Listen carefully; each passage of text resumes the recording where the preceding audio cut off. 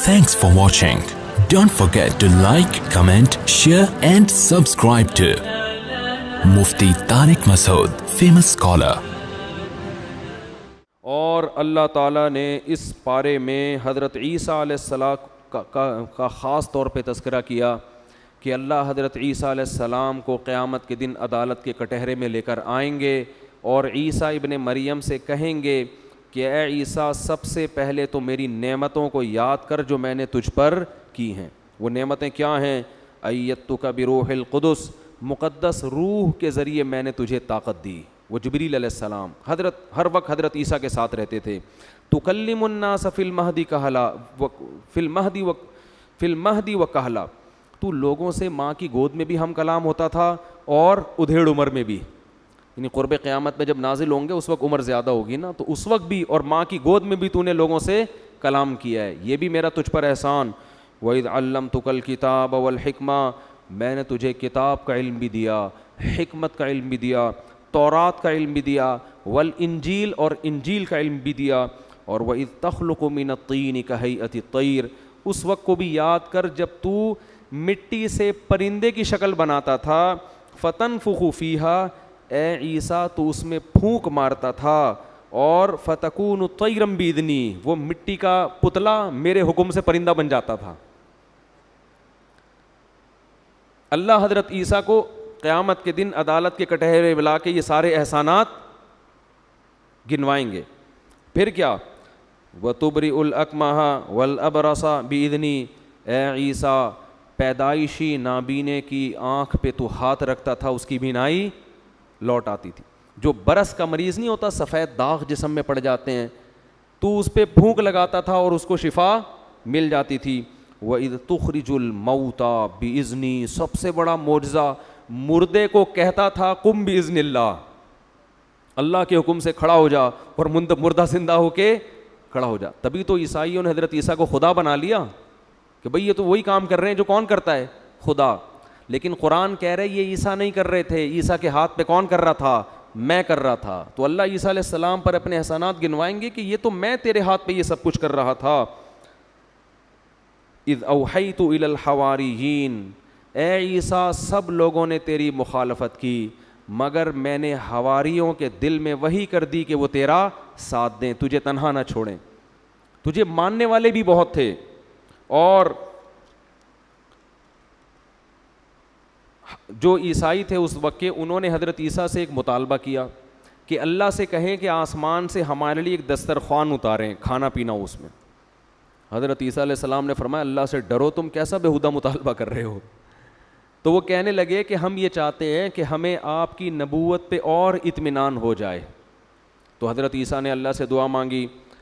قال عیسیٰ ابن مریم اللہم ربنا انزل علینا مائدۃ من السماء، اے اللہ آسمان سے دسترخوان اتار دے جو ہمارے لیے عید کا دن بن جائے. پھر وہ اللہ نے فرمایا میں اتار تو رہا ہوں، انی منزلھا، اتار رہا ہوں، لیکن اس کے بعد اگر کسی نے ناشکری کی تو میں اسے ایسا عذاب دوں گا کہ پورے جہان میں نے کسی کو ایسا عذاب نہیں دیا ہوگا. اب آگے قرآن بھی خاموش ہے، سیرتیں تاریخ بھی خاموش ہے کہ وہ دسترخوان پھر اترا یا نہیں اترا، یا عیسائیوں نے کہہ دیا نہیں ہمیں نہیں چاہیے بھائی، ٹھیک ہے نا، ہم سے کوئی ناشکری ہو جائے گی عذاب آ جائے گا. اب یہ اللہ ہی بہتر جانتا ہے. اللہ نے سورہ مائدہ کے آخر میں پھر حضرت عیسیٰ علیہ السلام سے فرمایا کہ اے عیسیٰ جب عدالت کے کٹہرے میں اللہ لائیں گے نا حضرت عیسیٰ کو، تو اللہ کہیں گے یہ میرے تجھ پر احسان تھے، اور اب تو بتا اَأَنْتَ قُلْتَ لِلنَّاسِ، کیا تو نے لوگوں کو یہ بتایا تھا اتخذونی و امی الہین من دون اللہ، کہ اللہ کو چھوڑ کر مجھے اور میری ماں کو معبود بنا لو؟ کیا تو نے لوگوں کو یہ کہا تھا؟ میرے تو اتنے احسانات تھے آپ کے اوپر، تو آپ نے کیا لوگوں کو یہ کہا تھا کہ مجھے اپنا بیٹا بنا لینا اور میری ماں کو بھی ایک اللہ کے ساتھ شریک کر لینا؟ حضرت عیسیٰ علیہ السلام فرمائیں گے سبحانک، اے اللہ تو ہر عیب سے پاک ہے. ما یکون لی ان اقول ما لیس لی بحق، میری یہ مجال نہیں ہے کہ میں اپنی زبان سے حق کے علاوہ کچھ نکالوں. ان کنت قلتہ فقد علمتا، اے اللہ اگر میں نے یہ بات کہی ہے تو تیرے علم میں ہوتی. یہ اللہ ایک فارمیلٹی پوری کریں گے.